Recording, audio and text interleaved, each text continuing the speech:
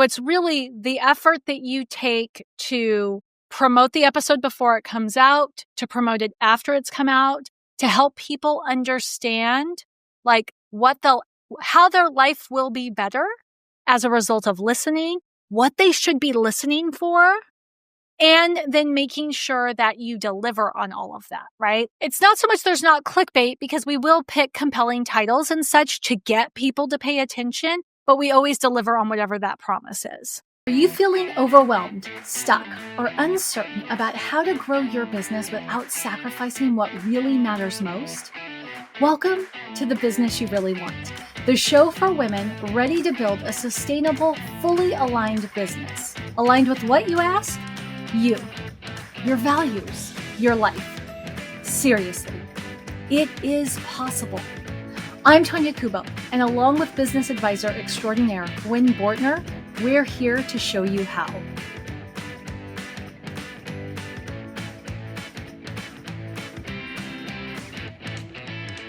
Can you believe it? It has been a full year, almost, of podcasting. Gwen, we are on episode 52. Now, our average listener doesn't know we're on episode 52 because we don't put the episode numbers in our titles, but 52 episodes of challenging business conventional wisdom, sharing some real stories from the trenches, and proving, I think, beyond a shadow of a doubt, that you can build a successful business without sacrificing what matters most. I'm Tonya Kubo, in case you're new here. And Gwen, I want to take this over to you as we launch into the celebration of our first anniversary of our podcast. What do you feel right now about where we are? So I had almost no doubt that we would get here because I knew I was going to love podcasting. I had no doubt because I've always been comfortable on a stage. I've always been comfortable on video. None of the things that often hold up people from doing a podcast were the reason I hadn't done a podcast. That none of, everyone's like, oh, you should be podcasting. It's like, that was not why I was not podcasting. Because people say, oh, no, you'll be good on video. It's like, no. I don't have any doubt about that. I'm fine on video. It doesn't bother me in the least. And I waited until we had something we really wanted to talk about. Mm-hmm. And so I really had almost no doubt that we would get here. I really didn't. I think we committed originally to 13 episodes. I think that was our initial commitment, our test run. Yeah, our initial test run was 90 days. And I knew, 4 or 5 episodes in, it was like, oh yeah, no, this is gonna keep going because the conversations are interesting, but both I think for those who are listening, but they're also interesting for us. Like, we talk about it later. It's like, oh, that was a really interesting conversation. So it's not just, we hope it's interesting for the listener. It appears that it's interesting for the listener, but it's interesting for us. So it hasn't felt like drudgery or, one of those commitments like, oh, we got to record podcast. Like it's never approaching that sort of thing. So getting here is not surprising. What is surprising is it feels like it kind of got here fast. It did. I would add that to my surprises too. It feels like it got here way faster than I thought it would. Yeah. All of a sudden I remember when we were like recording in the 40s and it was like, oh, we're going to be like at 52, which, would officially be the year. Like you said, we launched 2 or 3 or 4. I don't remember how many we launched in the same week. So technically we're a couple of weeks of when the official launch date was. But yeah, it was like, wow. Yeah, that came fast. That came fast. I know there was a couple of times that you were like, oh, I'm not sure if it's doing what it needs to be doing. I was like, nah, we're just going to stick with it. We're just going to keep going. We're just going to keep doing it. Which, is ironic because that's what we were just talking about in our previous episode is sometimes it's just about going ka-chunk, ka-chunk, ka-chunk, ka-chunk, ka-chunk, ka-chunk, and just being really steady about it. So I would say the biggest surprise was how fast it came. I'm not surprised that we're here. I'm not surprised at the variety of topics that we've covered. I'm also not surprised that we still have a lot to talk about. That's true. Oh my gosh. Yeah, I was thinking about that. I'll come back to that piece. Okay. So here's what I'm thinking we can do today. I'm thinking, I think it would be fun for us, but also interesting for the listener to reflect on some of our biggest lessons that we've gotten in the last year. You've already shared, what surprised us most about the journey. There's a few surprises I'd like to add to that. And then, just a teensy-weensy sneak peek, and I'll just give it right now in case we go a different direction with the episode, which is we'll spend the next 4 episodes digging deeper into the big themes that have emerged and what's really resonated with our listeners. So definitely stick through for episodes 53 to 56, because that will dig deeper into some of the more listener-focused issues. But let's talk about the surprises. So one thing when you had said, the biggest surprise, I agree, is how fast it came. And also that there's so much more ground to cover. I personally, as the person who does a lot of the content planning, right? We have a conversation and then I'm the person who says, okay, what makes sense for an episode? Because sometimes we have a conversation, we're like, this is an episode. And I go to outline and I go, this is 5 episodes. Right. Yeah. That has happened more than once. Right. Because I'll give this, for any of our listeners who are podcast hosts, you probably know this, but if you're thinking about a podcast, you may not. You really have 2 choices with a podcast episode. You can either go narrow and deep, right? 1 to 3 key points max and go deep on those. Or you can cover a lot of key points at a very shallow level. And there's no wrong answer, but not every topic can actually be appropriately addressed if you're just scratching the surface, just like not every topic deserves a whole 40-minute discussion of it. So I think for me, I am still surprised that I don't feel like I'm just recycling the same idea over and over again when I'm coming to the table to think about episodes. So that is by far a big surprise for me. Any others that you wanted to add? No, like I said, I knew it would be fun. I knew I would enjoy it. I guess the other thing I would be that I will say is and this is something that I have to take your word on because I don't really know, but I think the podcast has done better than I thought it might from from kind of a statistics standpoint. Like I said, I don't know what is an appropriate measurement, but I know you do, because you do this for a lot of other folks and look at these numbers and pay attention to it. And I know you've said that we've actually done very, very well for a podcast that is, just coming up on their one year anniversary, from a listenership, reviewership, all of the various measurements. And because we're not necessarily talking about what I would call sexy topics, I was not necessarily expecting that we would do well under what I'll call traditional measurements. So we can talk about sort of what we thought we were designing the podcast to accomplish and what it accomplished. But let's first start with how we were basing our measurements of success. So you're right, and the podcast has performed extraordinarily well compared to what was expected. Now, what I was looking at, because initially we had set out this podcast, the idea was, I'm just going to be really blunt, things that I knew as a marketing professional. I knew that you tend to resonate best with our ideal client when they can hear you and see you. As the ops-minded marketing professional, I also know there's only so many plane trips I can put you on in any given year, which then dramatically reduce, even though we live in California, it still dramatically reduces the number of stages you can step on in any given year. So having a marketing plan that's 100% dependent on you speaking at in-person conferences and leading workshops is not going to get us to where we need to be, or where we want to be, I should say. And having you guest teach in membership communities is still dependent on somebody hearing you, seeing you. Right. Talk about, I'm just going to say you're genius because I get to call you a genius if I want. You don't have to agree with me. In order for them... I don't have to disagree with you either, though. No, you don't have to disagree with me either. But in order for them to believe that they can trust you with their community. And so in thinking of what's the easiest way to do that, right? We thought about live streaming. The problem with live streaming, though, that you didn't love is that it forces you to be in a location with a strong internet connection on a specific date and a specific time. And if we tell people today that you're going to do that a month from now, you have to arrange your life around that. And you don't love that kind of constraint. Like, you didn't become an entrepreneur because you wanted a job. Yeah, right.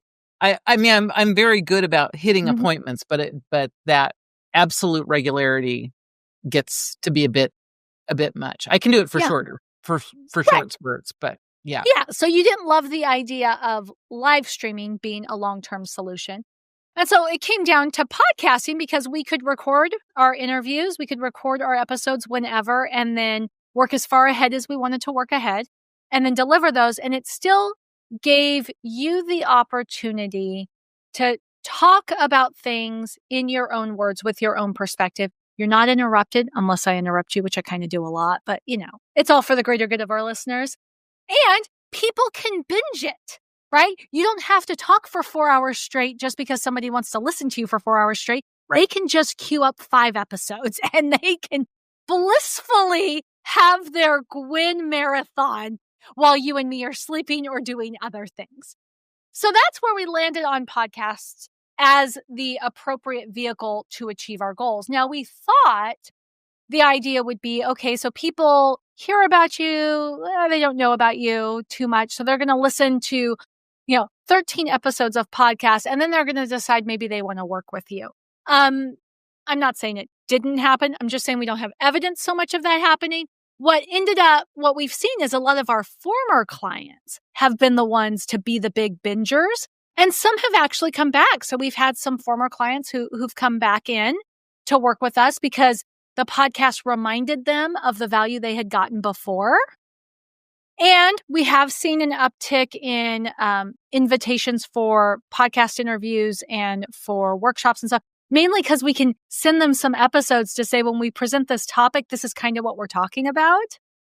And so they get a sense of hearing you and kind of how your delivery is.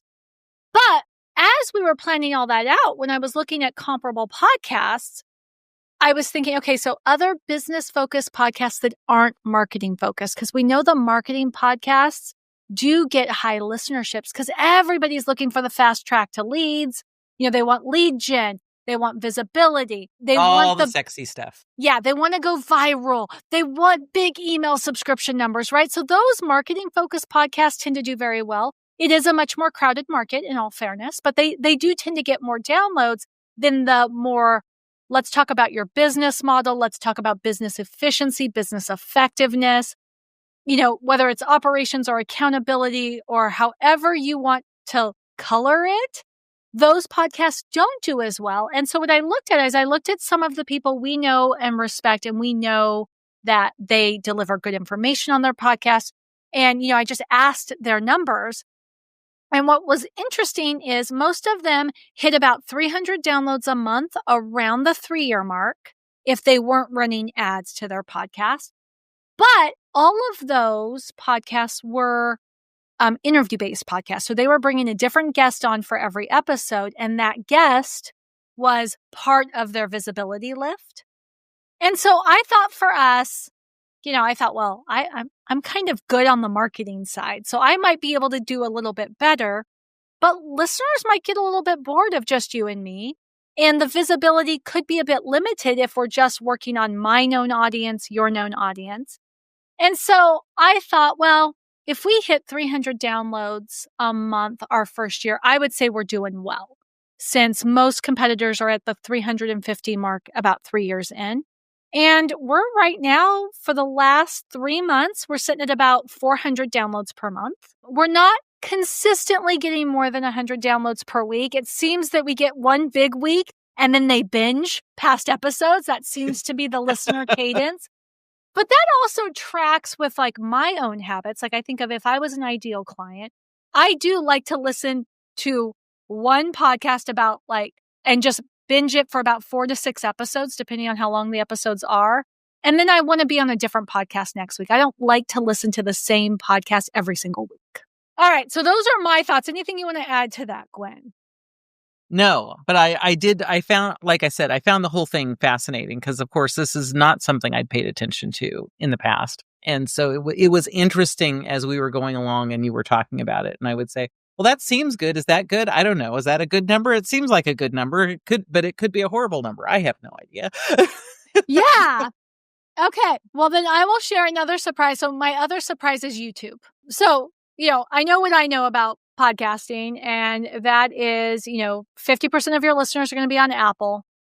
The other 50% will be on anything that's not Apple altogether. We actually are neck and neck, Apple and Spotify, which, I think that's because as the number of end-all be-all podcast listening apps have diminished through mergers and acquisitions and such, on the Android side, really Spotify has become that kind of unilateral favorite. Not that people don't listen on other, YouTube entered the podcast scene. It had not been on the podcast scene when we started doing this. So you can now listen to audio-only podcasts on YouTube. But I had always been told if you're going to distribute on video, it's a whole different ballgame. That you need a lot of polish, you need a lot of pizzazz, you need 3 camera angles, high editing. And we started off with high production value on the video side. And ultimately, cost is what had us change gears on that. It was simply like, we can keep doing this if we reduce the cost of the show. Right. Like, we can go for a full year. We knew that. Like, we go for a full year if everything stays equal and we reduce the cost of producing the show. Or we could probably swing this level of production investment for another 6 months. And so we just decided to dramatically strip down the production value on the video side and then go really more into ensuring longevity. So what has surprised me on the YouTube front is the production value of our video has actually not been much of a consideration. What has affected either huge dips in our viewership or huge spikes has been our episode titles and our descriptions. Yeah, and although that's a bit surprising, it's kind of not, because of course YouTube is a huge search engine, right? And so being able to make it searchable, so and of course our production value was never like 80 times better than it is now. No, we were not Diary of a CEO ever. Yeah. Yeah, it was not that level. And at our worst, it's also not bad. No. Right? Because both of us have had enough experience and whatnot. We're using good mics, we're using good cameras. So it's never been a horrible production. And even if I was actually cutting it together, it still wouldn't be a horrible production. So so that part didn't surprise me. And it actually didn't surprise me once we realized how important the descriptions and the titles were, because it's like, oh yeah, no, it needs to be searchable before someone finds it. And nothing is so bad that they're going to say, oh God, I can't stand to watch/listen to this. Because it's just not. Yeah, and what that does is, so any of my fellow live streamers here who are listening this will resonate with you. I mean, it just reinforces the fact that what you do around the episode is actually so much more important than what you do for the episode. And I'm not saying that you shouldn't pay attention to your episode topic, your outline, your, the actual value provided within the episode. Those things are important. But if you can't package them effectively, nobody's ever going to get to the value. Right. And so it's really the effort that you take to promote the episode before it comes out, to promote it after it's come out, to help people understand how their life will be better as a result of listening, what they should be listening for, and then making sure that you deliver on all of that, right? It's not so much there's not clickbait, because we will pick compelling titles and such to get people to pay attention, but we always deliver on whatever that promise is.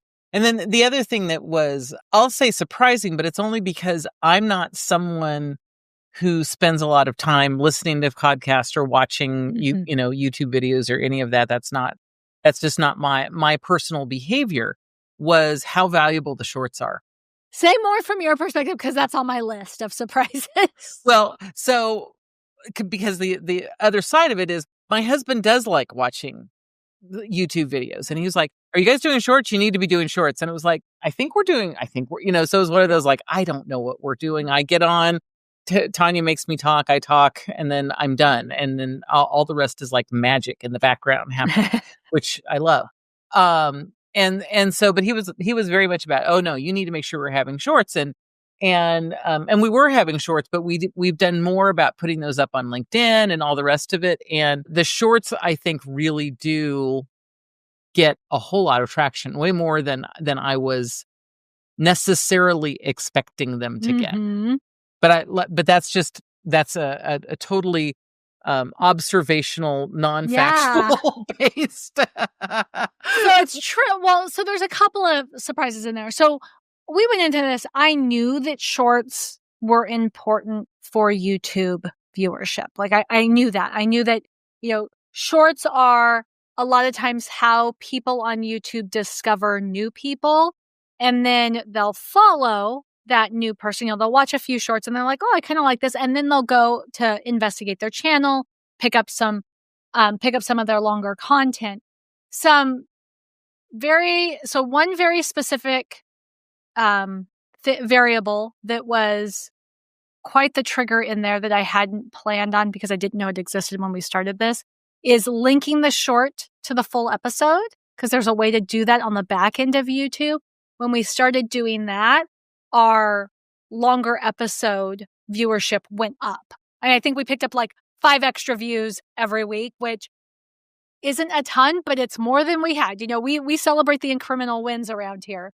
So that was a big needle mover for us, where I was really surprised. I didn't actually think the shorts on LinkedIn would make any difference, because LinkedIn is very new to video at all.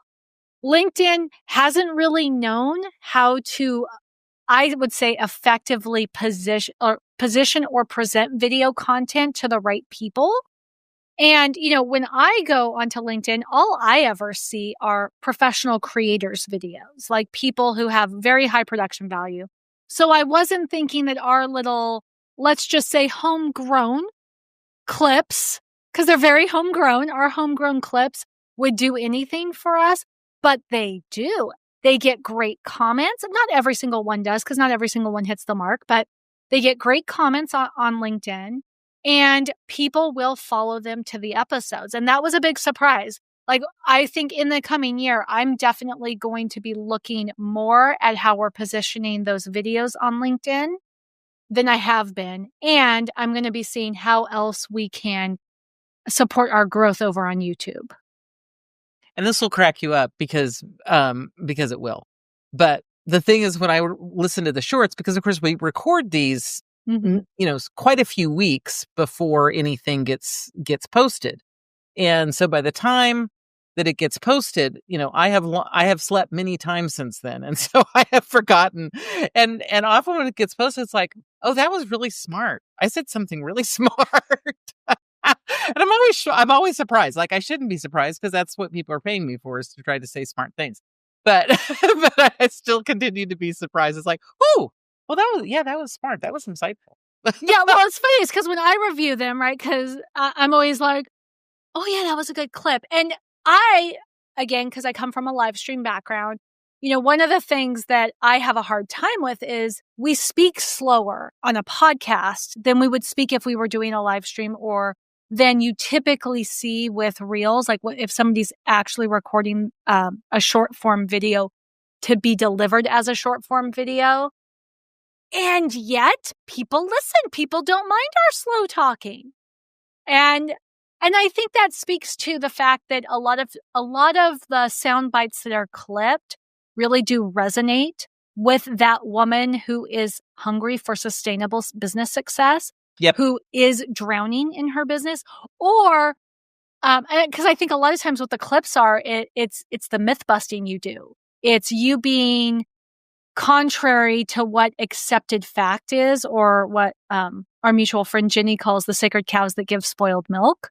And I think that is compelling. It stops the scroll. It gets them to listen. And even, this is the other thing for us. It's like, even if they don't do anything more than listen to that one clip, it's still a win, because the chances of them stopping their scroll off of a written sentence or two is very unlikely. Right. Yeah.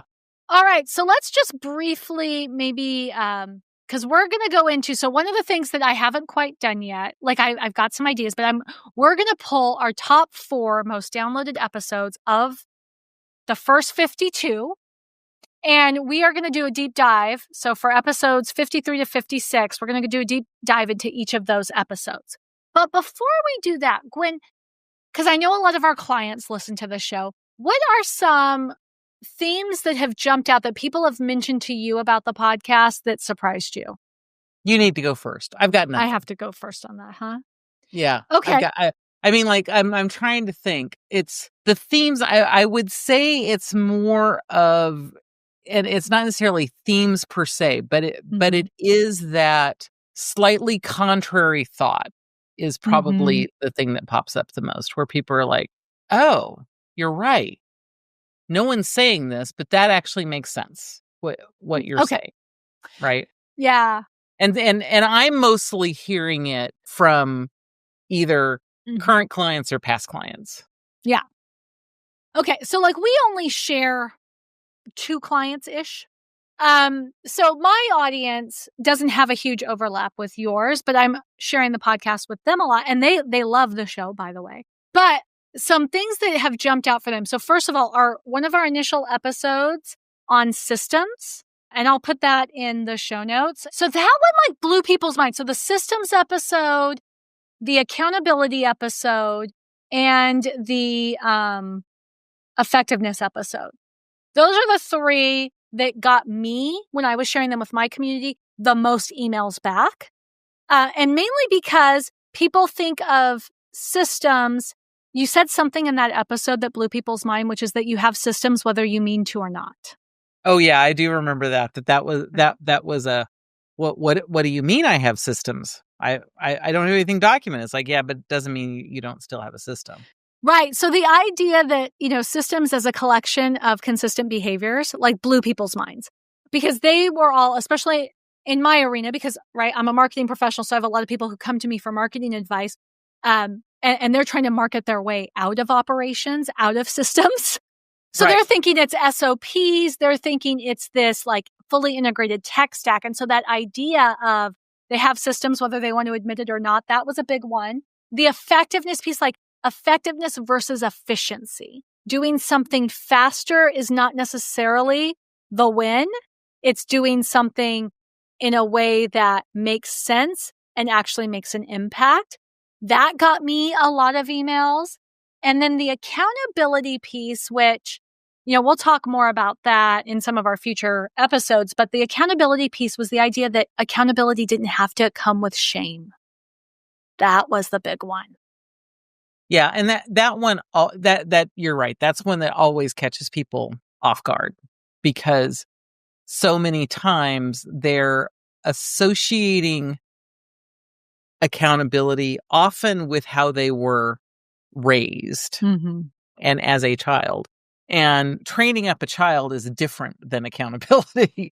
Sometimes there's accountability, as part of it. And I only get to do parenting advice as, entertainment purposes only, since I didn't raise any children. But I think most parents at some point do some amount of shame, whether they mean to or not.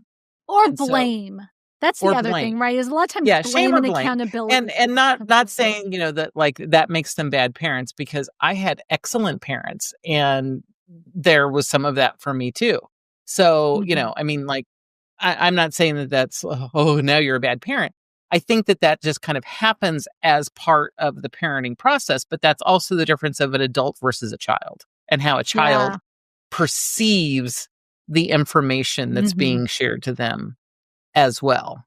Right. Yeah. And, but we also tie that into accountability, which sometimes is, but sometimes, sometimes what was happening was accountability, but a lot of times it was just parenting, which is different. Or micromanagement, right? That's the other Right. piece that we've talked a lot about is, accountability isn't, you can hold people accountable without micromanaging every single move that they make. Yeah. Okay. So yeah, I think, it's, and I do think it's one of those things that because of what we talk about, it doesn't surprise me that I don't necessarily get a lot of feedback about it, because a lot of it is like, yeah, that resonated. I don't want to let anyone know that resonated. Right.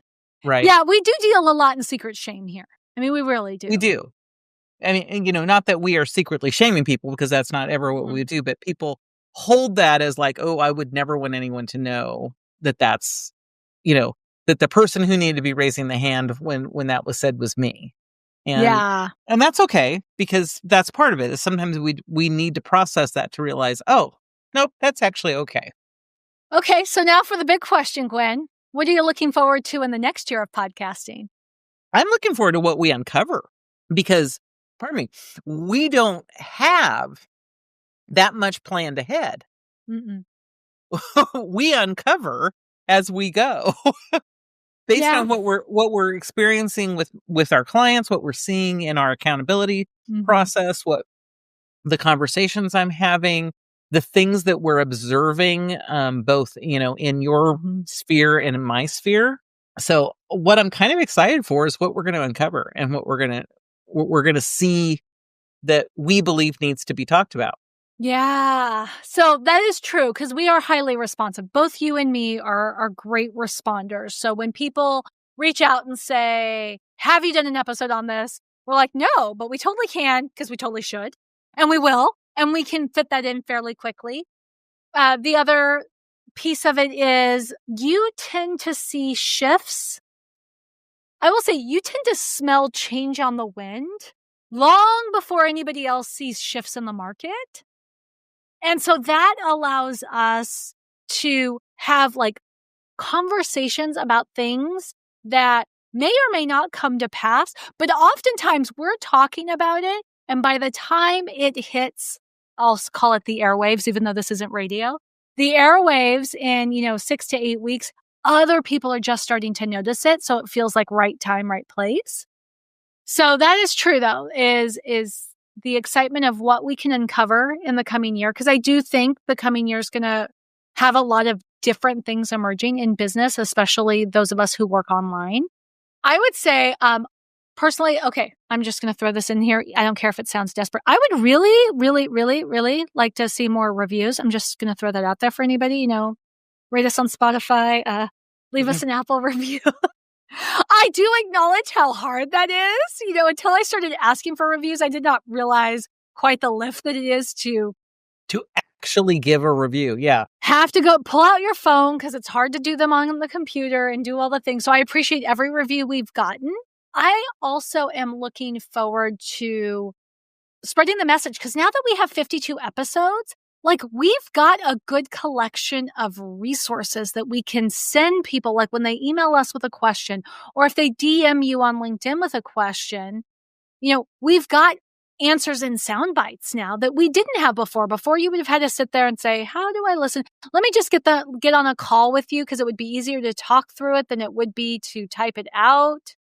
Now you can say, well, here's an episode that we did on the topic. And then if you want, we could hop on a call to discuss further. Well, and the other thing, you had mentioned, and it'll take some time, but we have someone who can help us with this, is doing what I'm going to call the backlinking and the link connecting. Because sometimes, there are times that we know that we've talked about an episode, and I know that you'll put those in the show notes, but then, later going forward, there's also potentially I'm making this up. I have no idea what the real episode numbers would be, but all of a sudden it's like, oh, episode 12 should also connect to episode 20 in the forward, which we couldn't have done when we put out the show notes for episode 12, because episode 20 didn't exist yet. Right. Right.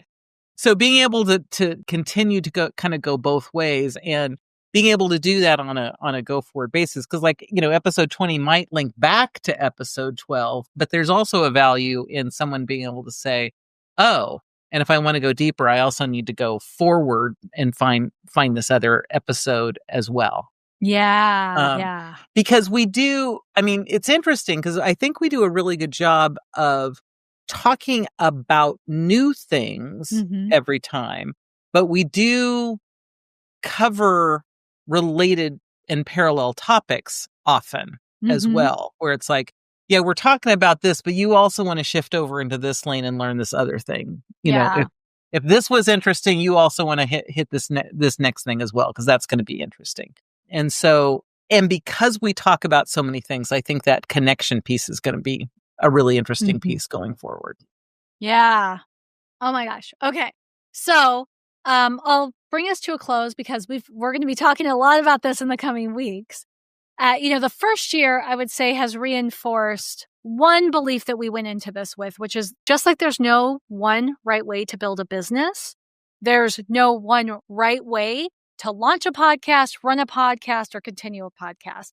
But there's definitely ways that you can make some subtle shifts so that what you're producing, whether it's your podcast or your business, align better with who you are and what you want life to look like. The thing that also strikes me about this is you and I doing this as a co-hosted podcast was something that was not being done much, if at all, when we launched.